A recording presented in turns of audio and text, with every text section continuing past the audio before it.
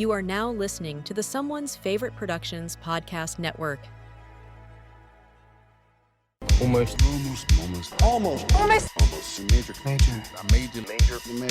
Major. Holy fucking shit, this is major!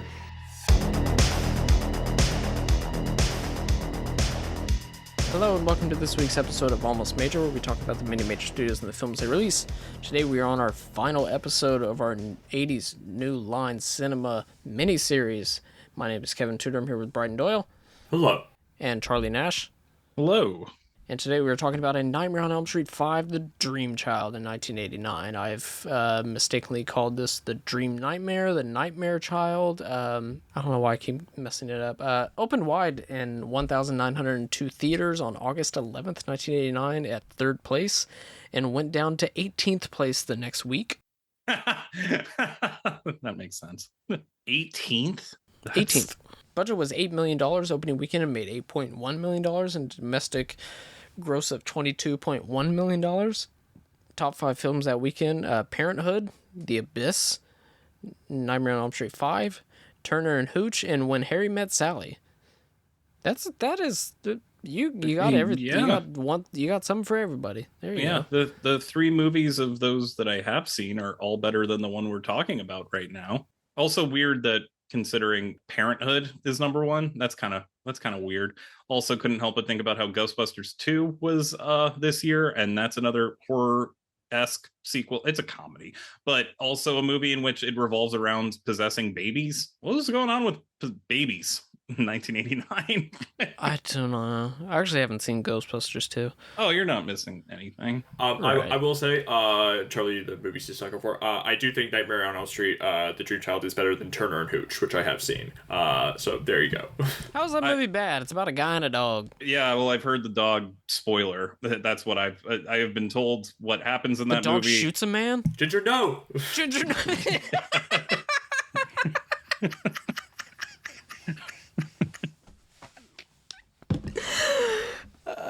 Fuck. What happens to Hooch? Or is the dog Turner? I don't know. It's Maybe Hooch, the guy's is the name's dog. Hooch. Yeah.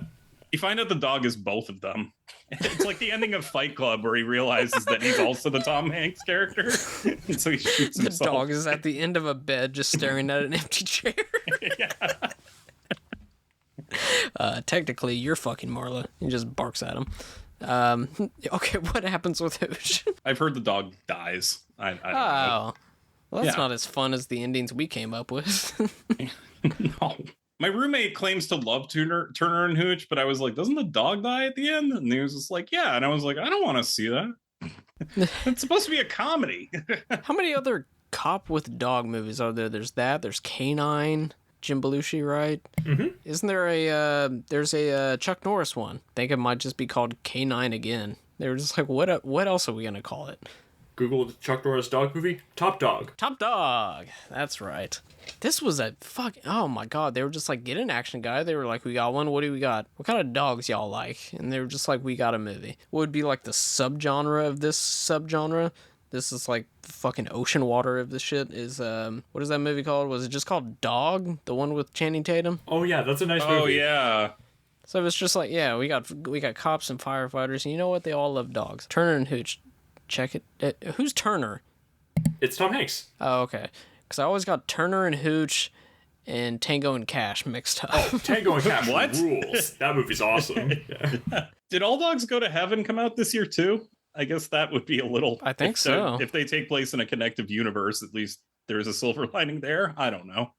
Hooch is in All Dogs Go to Heaven. Number 1 song in the U.S. this week is Right Here Waiting by Richard Marx.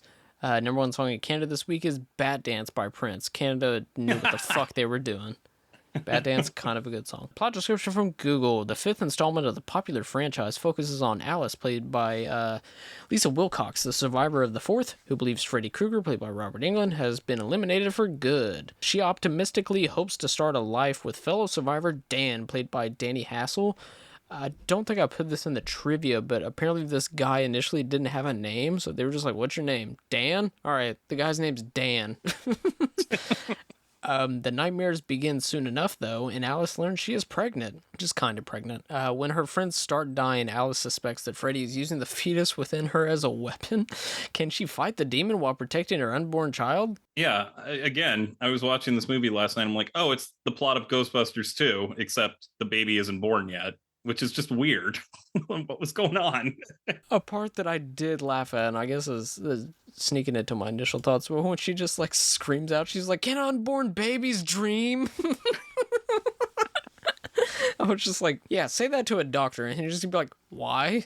I just love that she immediately puts the pieces together that Freddy is like possessing her unborn child with the victims of her friends through like some staticky VHS type of sequence that felt really edited in, and all the adults are like, that's gobbledygook, that sounds like absolute hogwash. But then she tells all of her friends, and all of her friends are like, that makes logical sense. Well, Kelly Jo Minter, her nurse friend, is like, that sounds like bullshit. But it is one of those things where, like, we're saying it's ridiculous because we're watching these movies, and so, well, obviously this isn't real.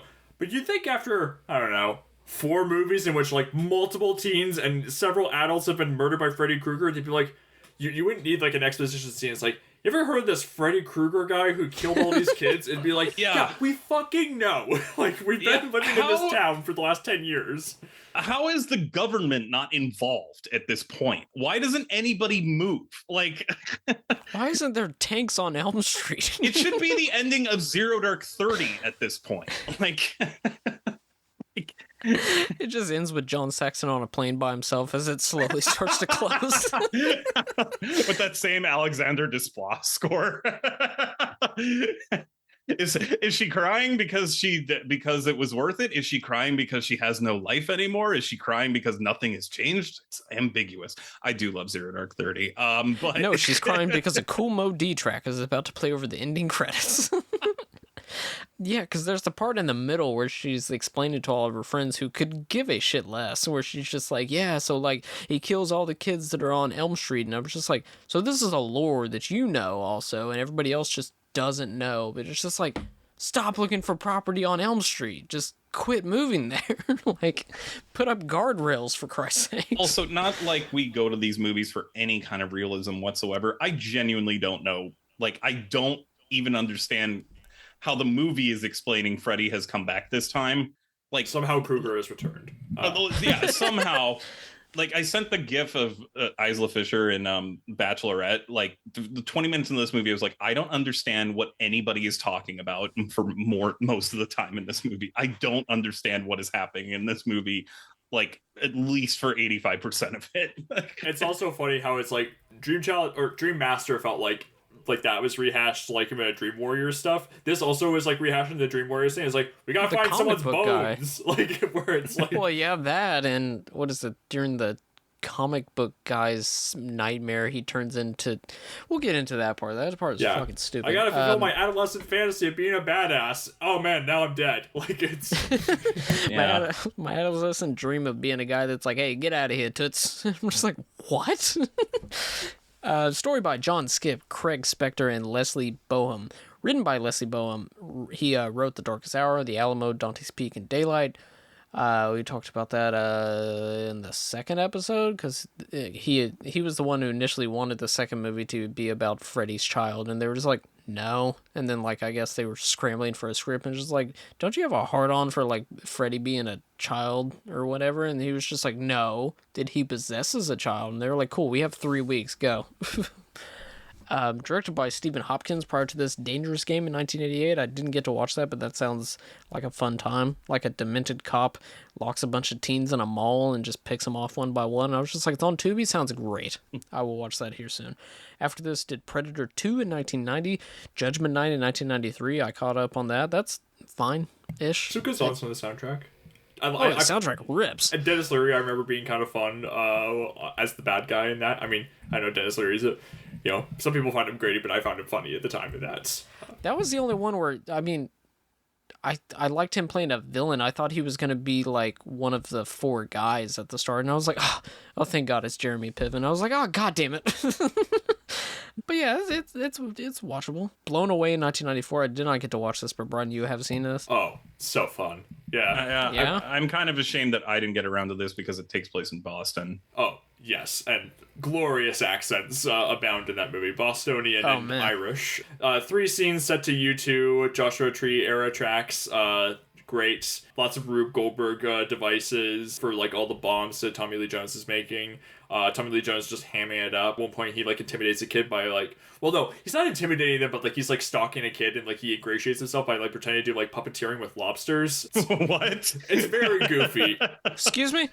Yeah, but no, it's a lot of fun. I mean, it's one of those movies where like it's maybe like a little it's funny because like Jeff Bridges is like treating it like he is like in a serious movie, and Tommy Lee Jones is just hamming it up. So like those two tones kind of just like keep jamming into each other. But it's really like fun when it's just like, oh man, like Forrest Whitaker, he like his headphones are like ready to explode. How can we get him out of these headphones? Like the movie's most fun when it's like doing these like dumb as rock set pieces that are like really well filmed and like you have like lots of sweaty close-ups. That's like the kind of stuff I love. And also I'm a sucker for the U2 tracks.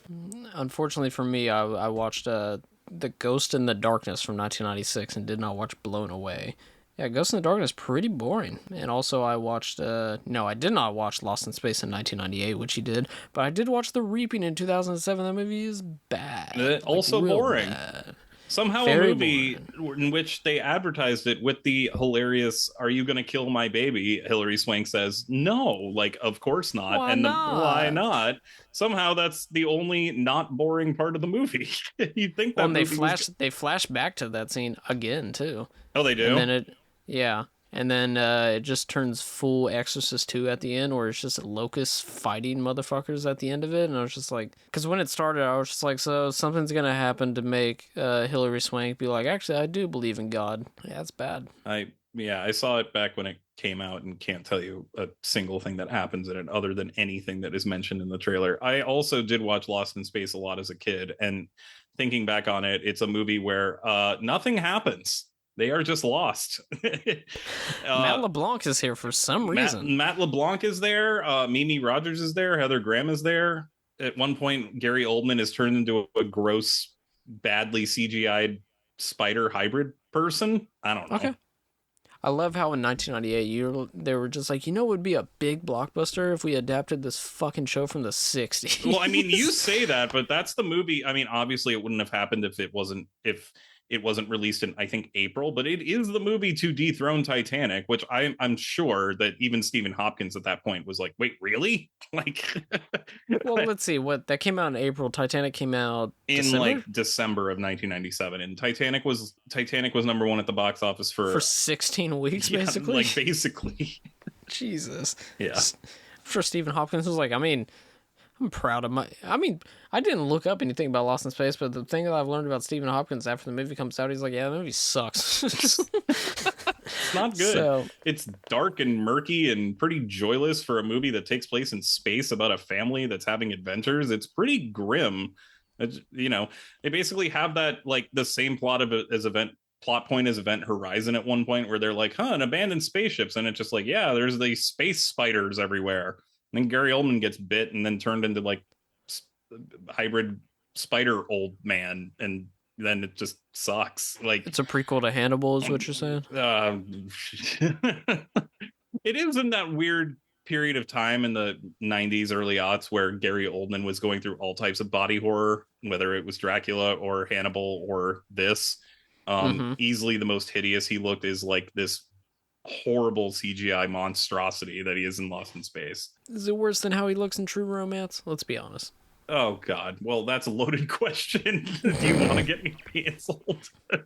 The Reaping in 2007. Terrible movie, but it has like 19 twists, and every single one I was just like, oh no, and then it has one of those twists in the last 5 seconds, which I assume it happened through to voiceover, right? Yes. Yeah, that I do remember. Yeah, where everybody's in this I'm not discussing the fucking Reaping. Bad movie. Don't check it out. He also did the Quibi remake of The Fugitive in 2020. Danced around the idea of watching that, but then I didn't want to have to go through the trouble of like looking up a Quibi show on like some site or whatever that was like probably not going to be around next week. Yeah. That'd be funny. You're looking up a Quibi show on 123movies.com or some such shit, and it was just like, you sure? And you're like, we're doing illegal shit here, but I mean, we got all this other stuff, man. I also do like that. Yeah, I read this too, in addition to you, Kevin, but you mentioning like you read any interview that Stephen Hopkins has about a movie, he's just like, ugh, I can't watch that shit anymore. And they were like, didn't you direct it? And they were like, yeah, well, the studio, they gutted it.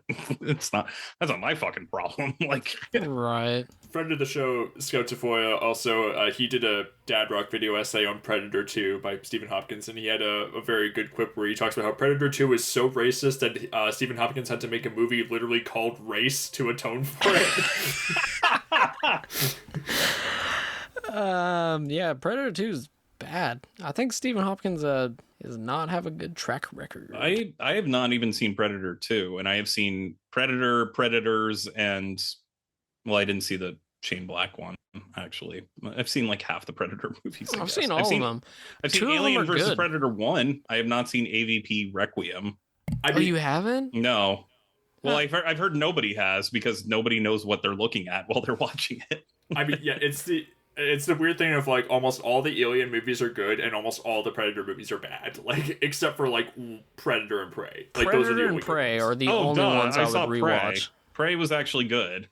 But it's like crazy, like it feels like it should be like a thing that should be like, how do you fuck this up and everything? But like Predator 2, Predators, The Predator, all of them are kind of stinkers. I mean, actually, AVP's okay. I like AVP and Predator as well as Prey. Yeah, AVP is really, really dumb, but I like Paul W.S. Anderson's, like, I don't really give a fuck attitude, and definitely lower tier on his filmography, but I still think it's fun. It doesn't take itself too seriously. Assume AVPR does. I don't remember. Lost in Space. I'm not seeing anything where my man was just like, yeah, the movie sucks, but apparently all the principal actors were contracted to a 3-picture deal for Lost in Space. Oh, that makes sense, because the movie ends and absolutely nothing has happened in that movie. They're still lost. Yeah, well, I mean, it'd be wild if it was like the show Lost, where they get off the island and they're just like, oh fuck, we got to go back somehow. Well, the better example for that is my dad talking about Prison Break. How like they break out of prison after season 1, and they still make many more seasons after that show.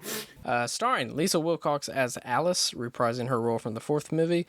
Kelly Jo Minter as Vaughn. She was also in People Under the Stairs and The Lost Boys. Danny Hassel as Dan. Erica Anderson as Greta. And of course, Bobby Ings is back as Freddy. Does this New Line film have Lynn Shay for the last time? No. I feel like the way we've been talking about this, it was like, but don't worry, she'll come back at some point. And it's just like Nope. the last 8 movies has just been like, no. Remember when she was in Boat Trip? Moving on. Trivia. According to director Stephen Hopkins, they, quote, got lots of tarantulas, hand-painted them green and red, and on the floor of the stage placed a little wall up in the shape of an arm and had trainers come in and around the tarantulas. The plan was to simply drop the wall and film the resulting scattering of the spiders, but after they got the shot, they were left with a studio full of 200 angry tarantulas. Yeah, Hopkins that would be that is the one. Not gonna lie, this movie sucks. That's easily the most mortifying part of that movie to me. Actual live tarantulas, no thank you. Hopkins figures, quote, we probably carried on shooting on another set, I'm sure. I don't think anyone ever found them again. As far as the director knows, those spiders roamed freely through the studio and escaped into the free world. Or maybe it was just someone else's job to ensure the tarantulas were all accounted for. That's great. Like, we got 200 tarantulas. What happens when we're done? What do you mean?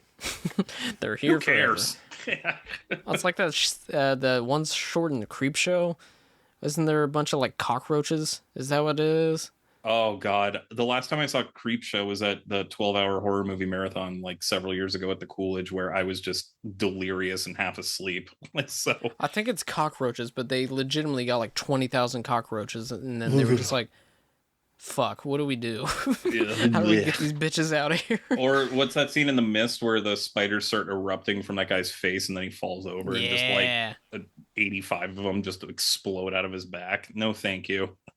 I know that's all CGI and not real, but still. Oh, thank God, you know. Remember when the Shermanator shows up in the mist? Stephen King and comic book writer Frank Miller were offered the job of writing and directing this movie. Alex Proyas, the guy that did Dark City, was also offered as his first directed project, but he turned it down because he didn't want to direct sequels and felt it was more fun to make original material. Stephen Hopkins found out that he got the directing job for this film on Valentine's Day 1989 and was given a release date of August that year. To compound things, New Line Cinema gave him a schedule of just 4 weeks to shoot this film, even less than the 8 weeks that Randy Harlan got for the fourth movie, and a further 4 weeks of editing. This meant that he had to shoot on one stage while the crew dressed the other so that they could shoot almost continuously. That makes so much sense because so much of this movie is incomprehensible. Yes. In the meantime, he also had to oversee special effects work. He said that he managed because he was 28 at the time and required little sleep. His efforts paid off because 20th Century Fox heard of this, and they were so impressed that they gave him the task of directing Predator 2. They were just like, we can just work this guy into the fucking ground. Get his ass. This movie won't made the movie half... suck? It'll make money. Who cares? Like, that's basically... Did Predator 2 make money, though? I don't know. I mean, they didn't, maybe enough to make like, more Predator movies. I mean, 14 years later. So, you look that up, I'll say one more thing. This movie made half of what the previous movie made, which provoked New Line to end the series with Freddy's Dead, The Last Nightmare in 1991, which I'm pretty sure made like $20 million more than this one, and they're just like, shit. Well, and then it's what you say end the series, and it's like all right, we're done, no more. Then 3 years later, it's like, what about New Nightmare? It's like we brought him back again. New Nightmare actually has Wes Craven wrestling with horror movies and their legacies, though. Like, I'm just saying, like, it's like they did bring him back. Like, it's, but yeah, they did, but it's not like just a bunch of random like teens and whatnot. Although they did bring him back 2 years later for the Jason Goes to Hell for the last stinger of that movie, because they were just like, Freddy vs. Jason, we're gonna do it. And then it took about 9 years later. Brian, did you not know that? Okay, so at the end of Jason Goes to Hell, which is a fucking god-awful movie, they killed Jason some fucking how. I think they, like, chop him up and then, like, eat him or some shit, but his mask is on the ground in some sand, and Freddy's glove reaches out of the sand and pulls it down, and that's the last shot of the movie. And they didn't pay that off for 10 years. Let's see, a year after the film's release, director Stephen Hopkins expressed his disappointment with the finished product. Quote, "It was a rushed schedule without a reasonable budget, and after I finished it, New Line and MPAA came in and cut the guts out of it completely. What started out as an okay movie with a few good bits turned into a total embarrassment. I can't even watch it anymore." I will say that the unrated version that was only released on VHS back in the day is like 30 seconds longer. And the only real significant cut out is in Greta's You Are What You Eat Death, which is revealed that she has like a big hole carved out of her stomach. And like Freddy like digs into it and shit. Yeah. And you can notice that like what she's eating is like red and gooey too. Like I, as someone who'd seen that uncut kill before seeing this entire movie, I was watching this going, this death makes absolutely no sense. Like, no. He puts like one piece of food in her mouth and then she just looks like a chipmunk all of a sudden. Yeah, it's really not good. I was gonna say, I actually don't think the, like, you know, the budget, like he says that, you know, oh, it was a rushed budget. I don't even think this movie looks terrible production wise, and like there's some interesting like production value and puppet work and makeup stuff. Like, that's not my problem. The problem is I just don't know what's happening half the time, and I don't, as we've talked about, like dream logic with these movies, like if you don't know what's happening, that's fine because the characters don't either. It's just like, but this one, the characters seem to know what's happening and I have no idea what's going on. So like, also it got $1.5 million more than the fourth one. And I mean, yeah, like the practical effects near the end are pretty impressive, and I think like I'll get into that, but the unrated version that was on VHS, there's no one at least that I could find is that's I don't know if that's the full version or just an unrated version, but I don't know. Around that time, also, Friday the 13th movies were getting hacked to shit as well, so...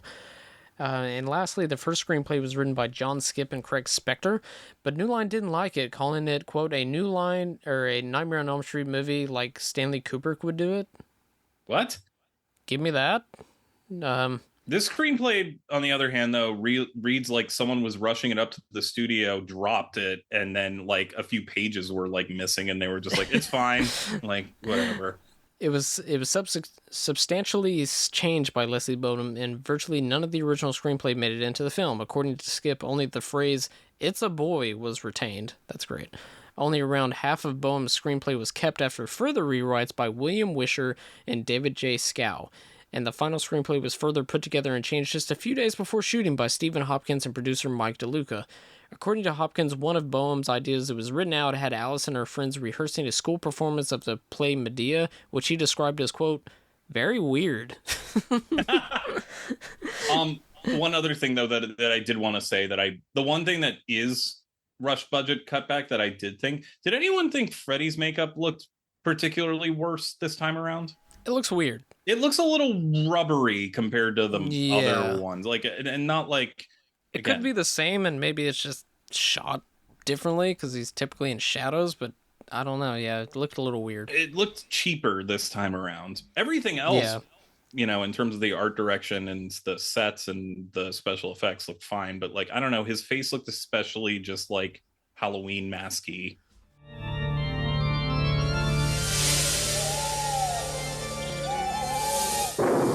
His mother was a God-fearing woman. His birth was an unspeakable horror. Please don't let him do that! His life and death have been one incredible nightmare.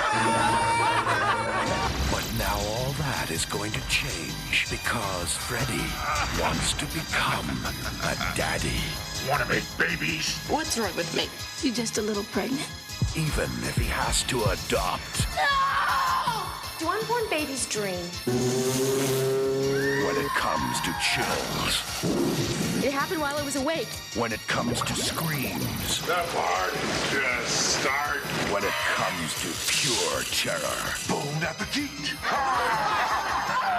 No one delivers like Freddy. Better buckle up. All right, Krueger. This time it's for keeps. A Nightmare on Elm Street 5, The Dream Child. It's a boy! When it comes to terror, remember, Freddy knows best. Initial thoughts, I will say mine really quick. This movie, not good, very bad. Don't watch it. A few initial thoughts that I have written down right here. I believe it's Mark, the comic book guy. Terrible. Well, why does he have a lollipop at the graduation ceremony? I have It questions. says "suck me" on it. Like, Sure. it doesn't say suck me. It says lick me. Lick me. That's better. That's essentially what the entendre is. It's like, you might as well. Like, Like, we just graduated and I gotta make a dick joke real quick. Well, Yeah, also, like, all right, dude. if it says suck me, that bring it back to us talking about American Pie off mic Suck earlier. me beautiful. for a second, I thought you were going to talk about how there's that one moment in Stars at Noon where it just cuts to Joe Alwyn looking at Margaret Qualley going, "Suck me" or something. No. That it reminds me of that one scene that's in Nightmare on Elm Street 5 that reminded me of American Pie where Freddy's having sex with a pie. I wouldn't be surprised at this point. Lisa Wilcox's boyfriend, Dan, is graduating high school with her, but he looks like 29. Like, he looks like a full-grown man with like 3 kids and a wife.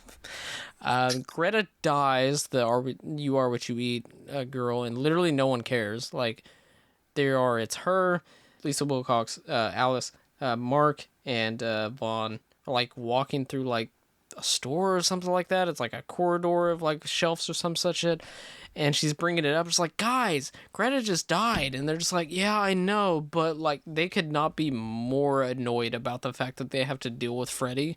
She like cries afterwards after Dan dies, and I think it's after she realizes she's pregnant, but that's like the only thing. And also, only 3 people die in this movie. Not exactly. I did watch some of the special features. I forget who said it. It was one of the 27 writers, or it was Stephen Hopkins. It was like, yeah, we thought we could make it a different movie, and it would be so different and interesting that people wouldn't care about the body count. But then we learned that Yeah, that's why people come to these movies, is the body count. Yeah.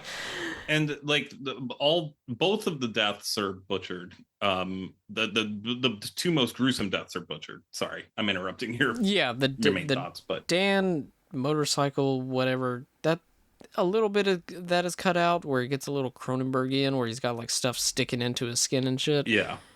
Also, they had a cool idea with the dream world of the comic book guy where it starts out and he's like animated in the comic book.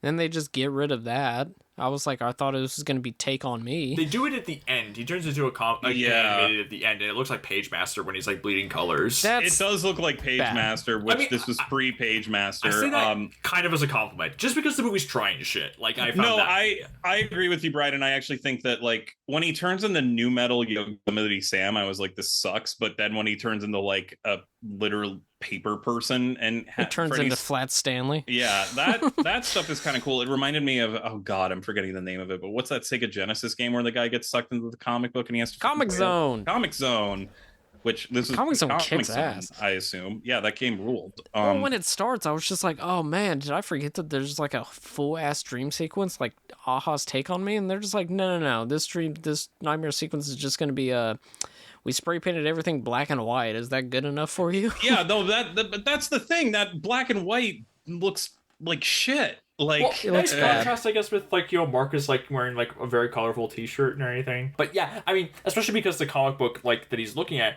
looks cooler than what they do in that dream sequence and everything. Especially like I mean, it's just funny when the way they have it stylized, where it's like Alice, it's like multiple A's when Lisa Wilcox is like running down the hall and everything. They animate it so it's like multiple A's and like giant letters. But yeah, it would have been cool if you'd be like, I thought he was gonna be like hopping from like panel to panel being chased by Freddy. That would kick ass. Maybe that's why, because I know I did defend this movie's like in terms of some of the budgetary stuff looks good, but now that I'm thinking about it, there are like that whole comic book thing does kind of feel like it cut corners, because him getting sucked into the comic book and it turning into cool animation is really cool. But then they have the fucking like black and white but like gray misty beige bullshit and with Freddy skateboarding and stuff like that, and then he turns into fucking, I don't know, Super Freddy. Yeah, which is dumb. What the fuck, dude?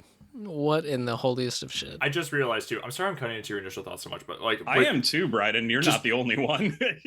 I have like 3 sentences here, and a lot of it is just what the hell. This part's kind of cool, so it's fine. The animation of like him getting sucked into the comic book and like our idea of like how he should have been jumping through panels. It made me just think of like, this is adjacent to Wes Craven and everything. Shocker comes out the same year, where like the whole climax of the movie is like jumping from channel to channel, and like them like it is kind of similarly animated too and everything. I'm like, that's like the coolest fucking shit. Like it's so cool. Yes. Yeah, like that. Yeah, no on that, and also, yeah, everybody in this movie's bad. I would say, other than Kelly Jo Mentor is fine, but she's stands out because she's like fine, and I think everybody else is like actively awful in this. Freddy, now that he's not scary, he's also just not funny, like very not funny. Like I did laugh. Bad. I don't know why, maybe because I was just feeling generous and like this movie's just doing shit. It's like when he spits out the line, he's like, bad year. but then like I'm like watching it, I'm like, why does he tear his arm off? I don't know. That's the other thing too, where he pours a bunch of like champagne on his arm and then he tears it off and he puts it on the car and then he turns into a motorcycle. I was like it doesn't even have the dream logic stuff of like, well, they're trapping them in a repeat of, you know, them getting in the car so they can't save, you know, what's her name, and gets turned into a cockroach. This stuff, it's just like, it just looks like it was edited badly, where it was just like, didn't you start killing off the character this way? And they were like, oh yeah, well, we'll just turn him into a motorcycle and no one will care. I guess. Like, I guess maybe you could be like, well, that's the cuts that they had to make for the MPAA, I guess. I don't know. Just being generous there. I will say the last, even though the ending is fucking clown shoes, I will say that the ending set piece that looks like an MC Escher painting is kind of neat. Oh, yeah. So neat. Yeah. Some of the map paintings and oh my gosh, like whenever they go to the hospital with like, you know, like the low Dutch angles of like that sharp tower and everything, and like the lightning strikes and it's all blue. That's so cool. I mean, this is the stuff that saves the movie from being like a total chore. Like, it's, to me at least. Yeah. I'm looking up here. Somebody wrote a review for Dream Child that I noticed while I was watching it, and I was just like, oh, it's not just me. I forget who it was. Stephen Hopkins is incapable of shooting a scene without hiding the camera behind people, pillars, shelves, walls, etc., etc. Yeah, there's That's literally one point where I think it's trying to be a stylistic choice, but there's the swinging doors thing that's happening where... There's that, and there's a part where, like, the camera's following... I assume Alice down the stairs, but she's already past the stairs, and it's just right behind the stairs, and she's already checking out something over here, and it's still behind the fucking stairs, and it zooms in, and it, like, damn near hits the stair. Like, I was like, what the fuck, dude? I It's was weird like, during get the out of the graduation way. scene. Like, they've got, like, banners that are sort of, like, or, like, streamers that are, like, hanging down, and it's like, why is that in the foreground? Like, of, like, when they're just having a conversation scene. That's where it feels like that's just sloppy. Other times it feels like, you're at least, like, trying something with, like, the door effects and everything, where it's, like, sort of feels like you're going in and out of, like, the dream world. I think I'm recalling this scene correctly and everything, but it's, yeah, other times it feels just kind of like... Where's the intentionality? They also have a graduation scene in which there seems to be no faculty from the school there whatsoever. It seems to be they're having their own party. Well, no, there's like 2 or 3 parents, and they're all just like, we gotta take a picture. Come over here. We gotta take a picture. And they're just like, Dad's hiding behind the tree, and they're like, Dad, you can come out now. And he's like, I don't drink anymore, or something. And then it literally took me a second when he was just like, I'm sober now, where I was just like, oh, right. That was the thing that happened in the 4th one. Because it took me a second to recognize who he was. And I was just like, oh, yeah. That was sort of a thing in the last movie, I guess. Right. Like, and then when he finds out that his daughter's pregnant, he says, like, oh, it'd be nice. I hope it's a boy. It'd be nice to hear a boy playing in the house again. It's like, oh, right. Yeah, you had a son. And I'm like, it's just like, again, it's like, these characters do not pop at all. No. Also, gender reveal parties are so 1989. This movie would be so canceled if it came out today. I will say one more thing I like, which of course the practical effects I'm always gonna like. Make a good movie does not make, but Freddy at the end, like morphing out of Lisa Wilcox's face, is fucking awesome. It's awesome. I didn't know what was happening, but at least I was like, cool. I don't know what I'm looking at, but at least it's something that I haven't seen in another one of these movies yet. I don't know. Yeah. Bryden, what do you think? I don't know. I didn't think this was very good, but I felt this was basically on par with the Harlan movie that we talked about last week. Mainly just because, like, I feel like whenever it's not, like, the horror set pieces, it's, like, not very remarkable from, like, a visual standpoint. Definitely not from an acting standpoint or a narrative standpoint, but I feel like Harlan and Hopkins, like, try their best to sort of, like, juice it up a little bit with, like, you know, just fun stylistic tricks and camera angles. And the practical effects are really cool. In the dreaming sequences, I feel like there's a little bit more variety in some of the inventiveness with like what Hopkins is doing here than with Harlan, because Harlan, I feel like the Dream Master for me felt like that just kind of felt like leftover Dream Warriors stuff, and I feel like just like some of it is like wasn't really much more inventive beyond like this guy likes martial arts, so he's gonna just like kick Freddy a bunch of times and everything, and I'm like, okay, great. It's not, I didn't find that especially exciting, but here, like, you know, you've got like the MC Escher-esque, like, you know, special effects and like, you know, scenes where like, you know, Lisa Wilcox is in a diner, and then like, you know, the back, and she'll like step into the foreground, and then like the background will be like torn apart like you're like tearing a page out of a book, and it'll be like this hellish red like, you know, cliff that you're like peering down. It's I find that stuff really neat, and I feel like there is, yeah, that's when like the movie was like holding my attention, and like I felt like it was at least trying to do stuff to like, you know, look cool or like create a mood. I agree with you that like this is never once scary. I mean, we're kind of just past that point in the series now. I mean, you can only hear like the Freddy nursery rhyme so many times before it becomes like just kind of passe at this point. Like, you know, when like you hear the scene of skipping rope, it's like, okay, we've been here before, and you know, like I said, it's like, you know, the having to go through the whole rigmarole of like, oh my goodness, I think our friend is going crazy. It's like, oh, but like you've been living in this town for like the last like 5 years. All these kids have been dying. You don't think it's not like? Do you not know about Freddy Krueger at this point? I feel like it's like an open... That would be like kids in Haddonfield, like 5 years after the initial Halloween, just being like, you think there's some guy in a mask killing people? Like, really? It's just like, half of the population of the city is dead because of him. I just have to assume that everybody from the previous movies just keeps moving out by the time another movie starts. And they're just like, you're going to love it here. And they're like, anything we should know? And they're like, nope. And then they just like... They move away or they die, I guess. But it's like Dan, like, he went through this in the last movie and he's just like, well, just like, don't think about it. And like, you'll be fine. And it's like, okay, but like, Freddy's been like killed and like presumably killed and come back multiple times already. I feel like it's like anything, all bets are off at this point. I assume it's the mayor of this town is just the same mayor from Jaws at this point, where he just keeps just being. I don't think there is a mayor. The mayor is Freddy Krueger. Honestly, I would have preferred if this movie was just about Is there any like? I'm trying to think. I mean, the fourth and the fifth one just blurred together. It's just both being just straight 2 packs of ass. But like, is there any like cops in these last 2 ones that are investigating this shit? You might see them when Mark dies. But there's like ambulances because they pick up Mark after he dies. I like how that's the bottom line is like, I don't know, there's still EMTs in this town. Well, I'm saying that's like the only thing of like outside forces that are just like, somebody died, we don't care, this is our job. That Tom Sizemore shows up for a bit, but other than that, but goodness. And, yeah, I don't know. There's like stuff that they try to do. The performances really do hamper this and everything. Where like there's like lines that I feel like if it was delivered by a better actor, I would probably be appreciated. Like when Mark snaps at Yvonne, and then like, you know, he follows her into the foreground as she's like storming off. He's just like, look, I'm really sad about my friend dying. I'm not handling it well. That doesn't give me an excuse. I know you're missing him too, or missing her too. I think it's after Granda's died. But like, I'm thinking, oh, that's like actually like I mean, it's like thin, but I'm like, okay, they're at least like trying to build like some sort of like emotional groundwork there, lay some emotional groundwork there. But you're right that like the performance is just like not there. It's not working.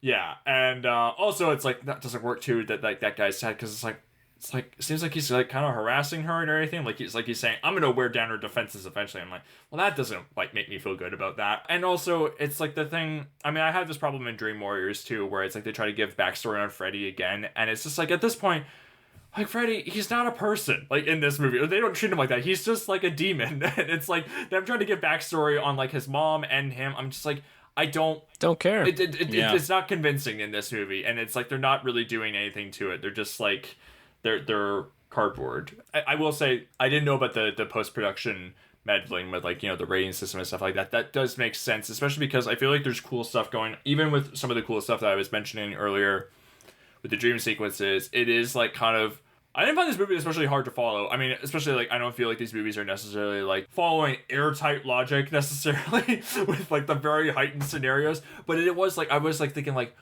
it feels like they're cutting a lot, and like some of it's like really darkly lit, so it is kind of hard to tell what is going on, especially like when it is like bodies like sort of melding together. I guess it's just weird to me that this is the one where the teens seem to know what's going on the most, and it's the most convoluted bullshit. Like, yeah. Well, it's also the thing of like when something is like so bad but also so straightforward, you're just like, am I missing something? Or maybe I'm missing something. It's like, no, you're not missing anything. It's just bad. So you're sitting there being like, surely I missed something. This is all over the place. It's like, no, it's actually not. It's just you wish that there was something more to grab onto. Yeah, and not to go back to this, Bryden, but you mentioned the MPAA meddling. Like Greta's death, I know we just touched upon it, but even like it I guess it is interesting just knowing like it really doesn't make sense when you start off with like a little doll that looks like her, and he like cuts her open and goes, "Oh, filet de body," and then like it pays off with the fact that there's a hole in her stomach, and then he goes, "You are what you eat," but it really doesn't make any sense where he just straps like a table to her, does filet de body, and then just stuffs random shit in her mouth, and then how is that too graphic? But like, yeah, in the second movie, Freddy splits open an entire guy to come outside of him, and then this one he's morphing out of Lisa Wilcox's face. Like, I mean, those are like gross. I mean, it is pretty gross. I don't want to say that it is. It like, yeah, it's just weird that like, I don't know. I guess the edited out hole in the stomach is a little too real, and the other ones are a little more fantastical. But still, they're pretty gruesome. And like he's like eating a part of her like dip at one point. Like he's like licking his knifed fingers, and I'm like thinking that's pretty gross too. Yeah, and I mean, to be fair, it isn't just there's a hole in his stomach. Her stomach, he like takes a chunk of her stomach out that is pretty gnarly. Like, but it also doesn't have anything to do with like. Unless I'm wrong, did it mention that Greta was like, obviously she has a mom who the mom clearly watched Sleepaway Camp and was like, I'll do that performance from the mom, but bad. Whereas the Sleepaway Camp mom is just like, oh, I'll just do like pure batshit camp performance. It felt like that, but not fun. And I don't know. Was there any type of thing that like Greta was wrestling with? Some type of like, literally 2 minutes before she falls asleep, her mom's just like, "You need to watch what you eat," and that's it. Yeah, that's and it. also when That's that it. lollipop that we talked about earlier, she's gonna take a bite of it. Her mom yells across the courtyard, "Hey, don't eat that! Like, watch what you eat." Yeah, yeah. So that's not even like foreshadowing. Yeah. But compare that to the comic book Nightmare, which is like very choreographed. He's comic booking the entire time. It's very much his entire personality. You see all of that, and it gets into that. It's very much like a part of that character, as flimsy as that character is. But it's just like, for Greta, it's just like, oh yeah, one comment I made is now my entire fear. Dan doesn't even ride a motorcycle in the last movie either, and then they just kind of turned that into like, this boy has a need for speed, and it's like, I mean, cool body horror effects, I guess, but I will say though, it's not like this series is exactly like very deep characters. I mean, Dream Warriors. Of course again, not. I like Dream Warriors, but it is like it's like we need one scene where Jennifer Rubin alludes to having a drug problem, and then that's going to be the basis for her getting killed with a bunch of needles in like the third act of the movie. It's like, great, really feel like you're putting in a lot of effort here. But yeah. Right, but her nightmare sequence is cool. That's the difference. Yeah. No, I agree. That's what makes up for it. They don't make up for it in this movie, I would say. And I think also the point of like cutting so much too, and like how like especially with the UE, that is indicative of like the I feel like these other movies, they escalate sort of like the ramping up of intensity of like, as like they're trying to avoid like what's going to happen to them, and then like they meet their deadly fate and everything.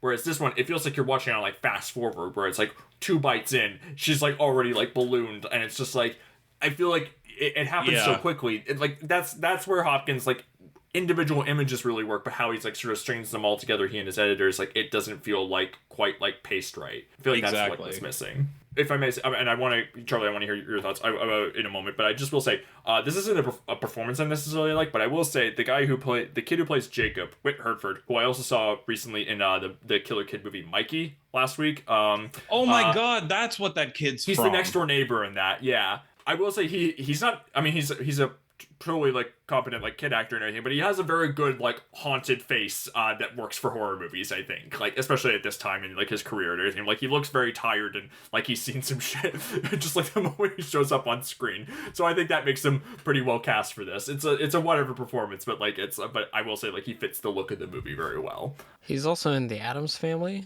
He's also in Rampage. That's what I was gonna say. He's one of the kids in that movie, like whose like family is murdered. Yeah, because that's a movie about a serial killer. Not a great movie, but whatever. Yeah, it's way more fun than this, though. Also had some Rampage 1 has never really been officially put out post VHS, and like the Laserdisc is the only full version. Still haven't watched Rampage because of that reason, and also just heard it's not good. Yeah, you can watch it on Rare Film. Whenever you say Rampage, I just think of that N64 game. I mean, it wasn't even an N64 game originally. I think it was the arcade game where you could pick as like the King Kong Godzilla or Lizard. What was the other knockoff? Lizard? No, Godzilla, King Kong, yeah. Godzilla, and what was the other monster knockoff in that game? I don't know. Let's fancast freaking doing a Rampage World Tour adaptation. Oh boy. Initial thoughts, Charlie. Yeah. So I kind of stuck up for 4 last week, but this one I'm just burnt out. Like, no, I hear what you're saying, Bryden, about like some of the kills being inspired, but like partially MPAA is responsible for some of that. I just think that the plot, like when this movie started off with, I will say, the crane shot, I was kind of like, oh, okay, maybe Stephen Hopkins is going to be trying stuff. And then the crane shot turns out to be like Freddy's mom like in an asylum getting assaulted, and I was just like, oh, great. Like, like, oh, we're back to Freddy's mom. Oh, we're back to like, okay, this is just already unpleasant and stupid. And then, as I've hinted at, I haven't seen nearly as many Stephen Hopkins films as I have Rennie Harlin films. But again, like even the Rennie Harlin stuff, I feel like he's at least a better director with actors, because Lisa Wilcox from 4 to this movie is so much worse. And I don't mean to be mean, but like she's not great in the last movie, but she is like aces compared to whatever the hell is going on in this thing. Like I don't know if there were less takes or whatever. And again, like I said in the last episode of the last movie, not like we go to these movies for performances for any reason, but I'd like at least a dose of personality here. At least passability. Yeah, but yeah, personality. You know, you don't have to be the best, but as long as you got a thing. A thing. And these teenagers are just kind of insufferable. The plot doesn't make any sense, which again, I don't go to these movies for plot. I don't really give. We're all here for the gore and the kills and the art direction and the ways in which dream logic can be subverted into our worst potential anxieties within suburban America is what this whole series used to be about. Like for every matte painting, for every makeup effect, for every cool bit of art direction or production design, it just all kind of felt like, a little hackneyed to me. Like I will say Rennie Harlin, at least when it comes to the set pieces and the gradual building of certain kills, even if they were dumb kills, like, and again, we were talking about the MPAA. I don't understand how the you are what you eat thing, that's too far, but the cockroach killing is fine. You know what I mean? But at least the cockroach killing also has a gradual sense of like, as gruesome as that is, like that all pays off and has a sense of like ultimate, like, oh God, what are we looking at here? Oh God. Oh, Jesus Christ. Oh, she's a bug. Okay. Bug arms, then full bug, then roach motel. This thing, every kill is like just cut to shreds. Like even the motorcycle death, which I thought was kind of cool. All of a sudden, all the wires are in his face, and then he just kind of rides off into the distance, and you're just kind of like, is that it? Like that was seeming like it was gonna like really have a payoff here, and it doesn't. Well, no, like it's like then it's like it cuts to him like waking up in his truck, and then like he crashes into another car, and the explosion is off screen, like off screen, and then she runs out and sees the flaming wreckage. And it's like, okay, great, yeah. And at this point, it just kind of feels like even like New Line and the people involved feel like, well, it's going to be a hit because the last one was so successful that it felt like people didn't need to try as hard. And that all just kind of reads into it, this one, where it just feels like people kind of just being like, who cares? Like, I don't know. And then, well, Stephen Hopkins isn't happy. Well, whatever. The last one made money. Who cares if he's not happy? Like that kind of vibe just kind of reads out like, and obviously he didn't, state that stuff until after the movie came out, but I'm sure he was like protesting certain things. I would assume. I don't know. What do you two think? I don't know. I think it's also the thing of with this movie and the fourth one, they got lucky with the fourth one as far as getting some, like, they had to have the script done in a week. They got Rennie Harlin after he just like wore them down. It's just like, at a certain point when you get like people that have made like one movie and be like, hey, you got 4 weeks and a script that is all beaten to shit already, it's just like, yeah, eventually you're gonna get something like this. You got lucky with the fourth one, but with this, I mean, it reminds me of the Saw movies where they're just like, we have to have one every year, so it doesn't matter if we're ready or not. Yeah, so it's gonna fucking happen. Franchise. Oh, that would be so much fun. What is there, only 11? Yeah. That's fine. Yeah, only 11. By the time we get to Spiral from the Book of Saw, we would just be sobbing for 55 minutes. Yeah. I mean, it just doesn't make any sense, but characters, like I said before, know what's going on more than we do, which is also weird in this franchise. Because, and then, Amanda, Freddy Krueger's mom, just keeps coming up and everyone's just like, no, she's the key. I'm like, well, we know that because backstory, but also backstory equals lame. Like, Oh, she was a nun who was, assaulted by inmates. Like how insightful. Like it's just not We need to know how this man became so kills people in their hateful. dreams. And Yeah. just like, who cares? Who Like, cares? who really cares? Who cares? And also, like, I feel like we've all been kind of sidestepping around this stuff, and obviously it's a film that was made in 1989, but like the whole topic of abortion obviously off the books, and not like we go to this movie for anything political by any means, and I didn't expect it, but like it is kind of weird how they're just like, have you thought about not having the baby? And then she's immediately like, how dare you?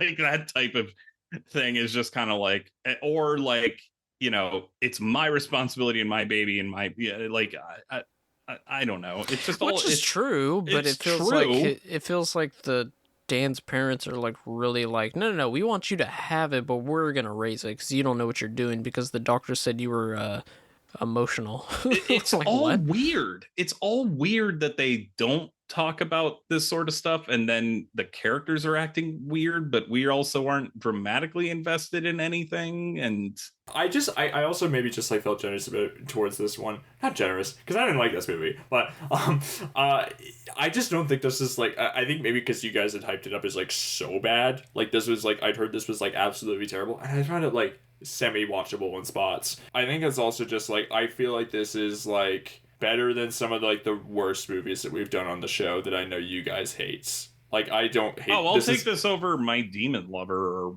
976 Evil for me. I mean, like, okay, I'm not a monster, of course. Yeah, like it's the thing that like I mean, so basically, this is on par for 1980s new line in cinema in the sense that it's like, yeah, this is like this maxes out at 2.5 stars, which is how like a lot of the movies have been for me, like especially near the end here. But like but I'm like, I mean, this is not I would say there are like probably 20 movies that we've done on our show in like the last 4 years that are way worse than this one. I would say I gave this movie 1 star. It's not in my bottom 5 for this miniseries. No, I wouldn't say it's in the bottom 5. I would say there's at least 10 movies I would watch over this one that we've covered so far. Or 10 movies I would prefer to not watch over this one. I have 8 movies below this, which we will get into in a few weeks. May I mention one other thing? Really, I want to share this. Maybe we can share this on like the show account. This was something that caught my attention just like in the background of one of the dialogue scenes.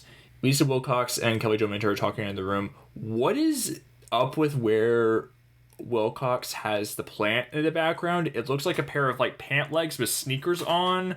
Is that like meant to be some kind of like elaborate like? Yo, that kicks ass actually. Oh wow! So for people, well maybe I'll share this on my Twitter like later and everything. But like it looks like basically like the bottom half of like a human body with like a plant just like where the waist is, where like the stomach is supposed to be. It's so strange. And it's not explained what it is in the movie. It's just there in the background in between Kelly Jo Minter and Lisa Wilcox, but it's just like a thing where like it was like temporarily very distracting while they're talking about like important it does kind of look like something that happens in Annihilation or something. Like it would have been awesome if they'd used that as like a Freddy thing where it's like la la la, I'm just watering my plants and I was like surprise. Yeah. He has the fingers. He can be cutting hedges and cutting heads. Come on now. Well, that's what Ned Flanders does in one of the... Is that a Treehouse of Horror joke, or is that just a Simpsons episode? Maybe. But this came out the same year Simpsons premiered, and what, a year before Edward Scissorhands? They could have beaten him to the punch. Yeah. Could have stuck Tim Burton in a fucking locker a year earlier. Well, I mean, after doing 5 of these movies, what more can you really say? I will say I expected to get to this point where I just was like, I give up like earlier, and the fact that it took 5 to the 5th one, I don't know. That's better than you can say for most horror franchises these days. I don't know. Maybe I'm being generous now. No, I think this franchise is the most watchable one for me. Even though 4 and 5 are pretty bad, 6 is bad, but like so zany and out there that it's watchable. And then New Nightmare is great. Friday vs. Jason's a fun time. The remake doesn't exist. And then you got 1, 2, and 3 that are a great time. So it's not that, as far as big budget, not big budget, but big horror franchises from around the time, slasher franchises, this is definitely heads and shoulders over the rest for me. I do like New Line's other horror franchise, Final Destination. I feel like that's a pretty solid franchise. Yes. Save for the fourth one. But even that one has its like occasional moments that are kind of fun. Saw it in 3D in theaters and was just like, what are we doing anymore? What are we doing? I just rewatched the first one. The first one's so good. So damn good. When the Curse Smith is driving up, listening to Into the Void by Nine Inch Nails, and they talk about Final Destination in this song, hell yeah, that's the stuff. Yeah. Somebody was just editing the movie, and they were just like, Nine Inch Nails just came out with a new song. You know what he says in it? And they were just like, what? It's the Mads Mikkelsen meme where it's just him with his tongue out typing at the computer. I'm spent talking about this, and I want to talk about our next miniseries. Bryden, what's our next miniseries? Film District. That is right. What years does this cover? This covers 1924. Okay, all right. Is that the SpongeBob year that he says in boating school? Oh yeah. The first movie is Insidious, but that came out in spring 2011, so it's really 2011 to 2014. Yeah. So it's Film District from 2011 to 2014.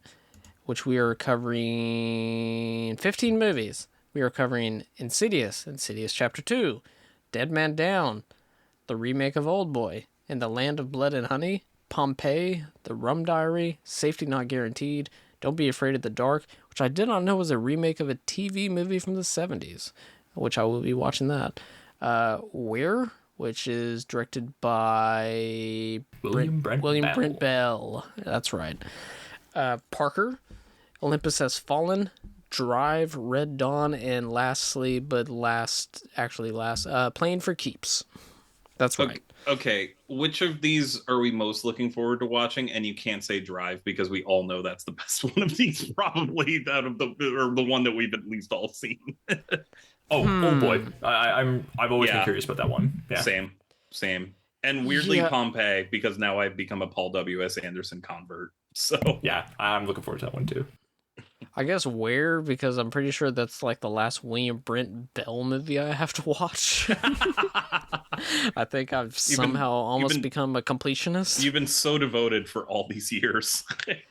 I guess. I mean, I've seen Insidious 2, Dead Man Down, Don't Be Afraid of the Dark. Don't remember a goddamn thing about that. And Drive. That's it. So I think that's 5. So about 66% of this I have not seen. So that's a good ratio. It's also, more importantly, so short. That's right. Yeah, it's taken us a year to get through 80s New Line. I thought about that the other day where I was just like, but it was so short. I'm so happy to be done. It is weird how I thought about how I moved into a new apartment as soon as we started this new miniseries. That's immediately when we started, and I was just like, I've been in this place a year, and then I just thought, oh my god, it's taken us a year to get through this. You've had a child and sent him off to college in the time that we've done this miniseries. He's changed his major 3 times. It is a short one before we go into a probably about the same length as 80s New Line after this. But yes, it would be very interesting. This would be the first time that we've covered anything past 2004, I believe. 2005 was Devil's Rejects, I believe. Yeah, and like I think for all of us too, we've seen like some of these movies that we're talking about like in theaters, like in their original theatrical run. Right. Which is cool. Yeah. Almost all of the ones that I've seen, I saw during their initial theatrical run. Definitely. Yeah, the only one I saw Dead Man Down in theaters. Sure. I saw Insidious in theaters, and I'll tell you about that was maybe one of the most baffling theater experiences ever. But yeah, it'll be very interesting. I need to get the DVDs or Blu-rays for the special features, but I have a feeling most of them are like some YouTube-ass special features where it's just like 3 minutes and you learn nothing, but it'll be fun. The only connective tissue that we have for other ones is that James Wan in Insidious. I'm trying to think of any other connective tissue, but I don't think there's really anybody here that was making stuff in the 2000s or that we had covered. A lot of them are new directors besides Spike Lee, but we haven't covered any Spike Lee. You'd think Paul W.S. Anderson would have directed an artisan picture back in the 2000s, but I guess Resident Evil kind of launched him into more bigger budgeted stuff. Event Horizon was way too big for Artisan. Yeah. But Oh, that's too. Yeah, that was what, 97. I guess you're right. Pompeii. That. Yeah. Do I watch Monster Hunter as research? I don't know. Monster Hunter is fun. I have the 4K. Really quickly before, or just before I forget, with Pompeii, will either of you at any point, or will it just be me who will have the Bastille song stuck from about 10 years ago stuck in my head when we talk about that movie? I don't even know what you're talking about. Yeah. I used to hear that in my gym class all the time. It was very annoying. So we will be starting that, I don't know, probably a month from now. But most importantly, this episode is coming out on Halloween, which means it is our 3-year anniversary when this comes out. Because our first episode was Stir of Echoes 3 years ago. Would you rather watch Stir of Echoes or Nightmare on Elm Street 5? Stir of Echoes is a better Echoes. movie. I mean, because you have Kevin Bacon. I mean, yeah, like... And Ileana Douglas. But yeah, it's been 3 years, and I just want to thank you both. I love you both. Love you too. It took me years to find anybody I gelled with enough to want to do a podcast with, and it was worth the wait. Allow me to be mushy, but my life goal is to meet like-minded people that make me feel less alone, and this podcast is a major part of that. I've gone through a lot, and no matter what, I've always had this to look forward to every week. I could do this every week for absolutely nobody but ourselves, but I'm happy we've reached an audience of like-minded people and gotten to bring on some like-minded people. We've gotten to laugh a lot, learn a lot, and whether we cover a good movie, a great movie, a poor movie, or just some of the worst movies we've ever seen, it's all worth it because I get to talk about it with y'all. So, again, I want to thank you both. Thank you all for listening, and we shall see you again in a few weeks to start our new Film District miniseries.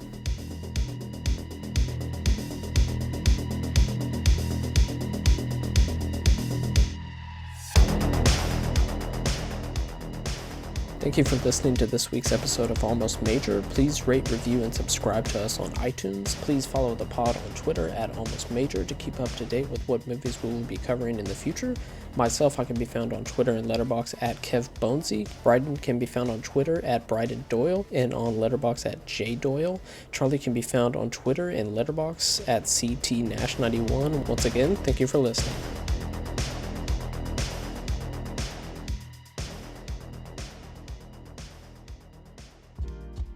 Are you a film fan who loves the ultimate home video experience? Look no further than The Disconnected.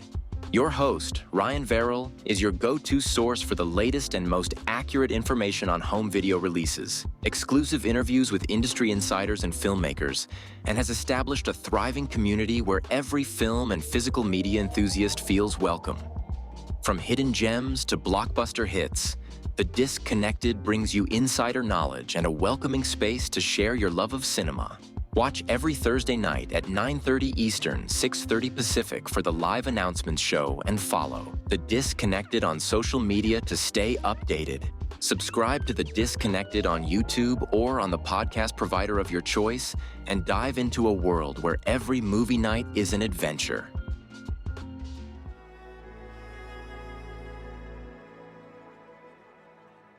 Thank you for listening. To hear more shows from the Someone's Favorite Productions podcast network, please select the link in the description